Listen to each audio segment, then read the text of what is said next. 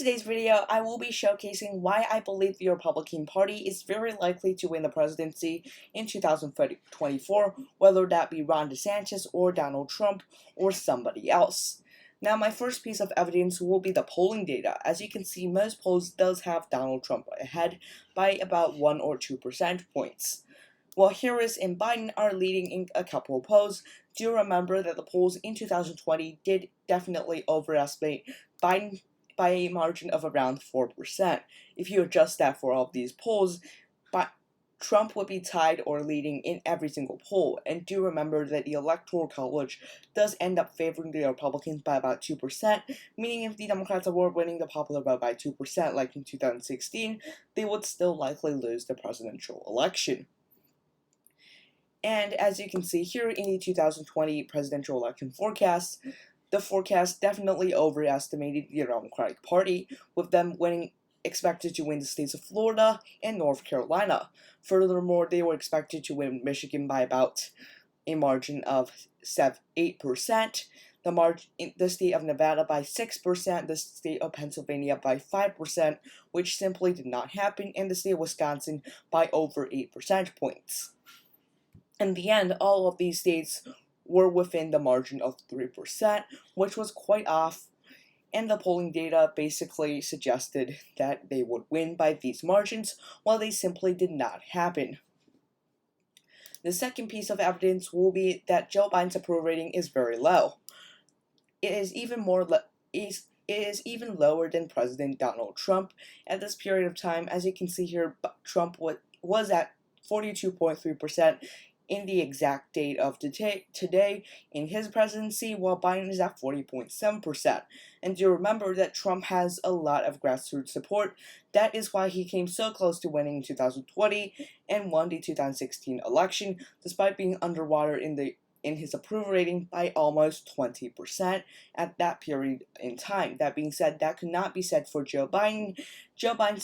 How Joe Biden won 2020 was that many voters did not like Donald Trump, so many anti-Trump votes were cast in favor of Joe Biden. That is essentially how he was able to pull off that victory. That being said, President Joe Biden is now in office, meaning that if something goes wrong, the American people will likely blame him, which will be very negative for him.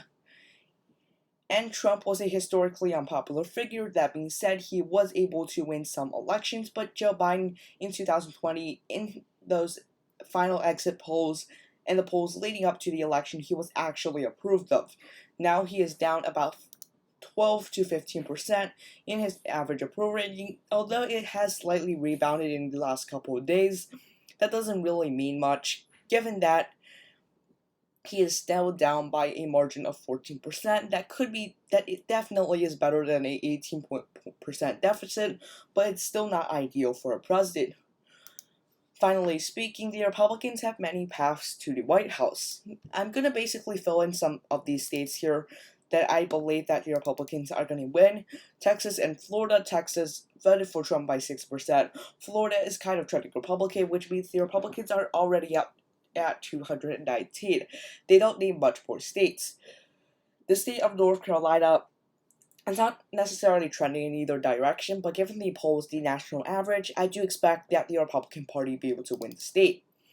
That brings the Republicans to 235. They only need to win a couple more states to win this election. Let's say the Democrats win New Mexico, which is expected to happen. Let's say they hold the state of Minnesota, which is also likely to happen. The Republicans could end up winning the state of Wisconsin, which is trending Republican heavily. Let's say they do win that state. That does bring the Republicans to 245. Historically speaking, the Rust Belt has voted together, so in that case, Michigan and Pennsylvania would also go to the Republican Party. But let's not jump to conclusions yet. Let's say that the Republicans are able to win a state that they previously held, which is Arizona. That brings them to 256, in which they need Michigan, Pennsylvania, or Georgia, one of these three states, to win the presidential election. So basically, if we gave the Republicans the states that they will very much likely hold, and Democrats the states I believe they will very likely to hold in this election. Republicans need simply 3 of the 5 competitive states that they probably are currently favored in. The states of Arizona, Georgia, Wisconsin, Michigan, Pennsylvania.